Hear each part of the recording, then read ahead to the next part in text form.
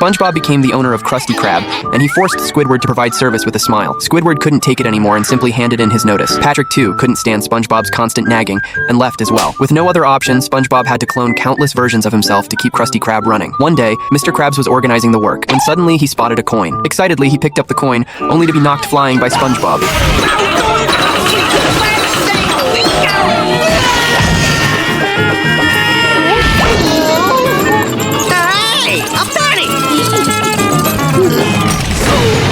An ambulance rushed to the scene, and as Mr. Krabs was about to get in, SpongeBob arrived and asked, "Who's going to take over Krusty Krab?" Mr. Krabs hesitated between the two, then pointed at Squidward, but Squidward simply lifted SpongeBob up. Mr. Krabs didn't have time to object, and so SpongeBob became the boss. Squidward told him not to mess things up, and to carry on as usual, but SpongeBob felt he had to be just like Mr. Krabs. The next day, Mr. Krabs returned to Krusty Krab in a wheelchair. SpongeBob excitedly showed him the changes at Krusty Krab. He said everything was just as it used to be. The only difference was Patrick, who was now working as the chef. Squidward was getting very impatient with the customers, so SpongeBob told him to remember Mr. Krabs' words. He told him to serve with a smile. Then he put a smile mask on Squidward. May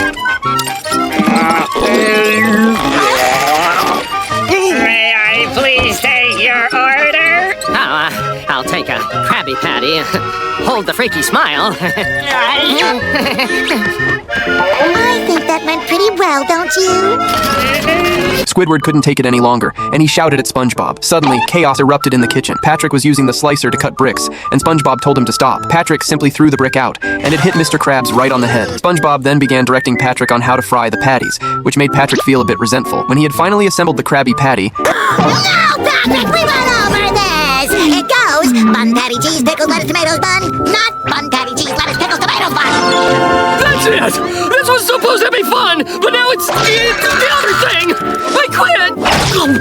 Patrick took off his clothes and stormed off in a huff. SpongeBob tried to chase after him, but ended up with his face pressed against the door, creating a clone of himself. He told his clone to take over Patrick's job. Meanwhile, the customers were crowding around Squidward, who'd had enough. Just as he was about to leave, SpongeBob stopped him, but Squidward was determined to leave and stormed off in a huff. The customers all gathered round. SpongeBob came up with a plan, creating another clone to act as the cashier. However, the customers started causing trouble one after another, and SpongeBob was on the verge of a breakdown, but Mr. Krabs couldn't help either. He then dashed into the kitchen and began cloning himself non-stop. He cloned himself using every method he could think of. Before long, SpongeBob's clones poured out of the kitchen, and they began to attend to the customers with great care.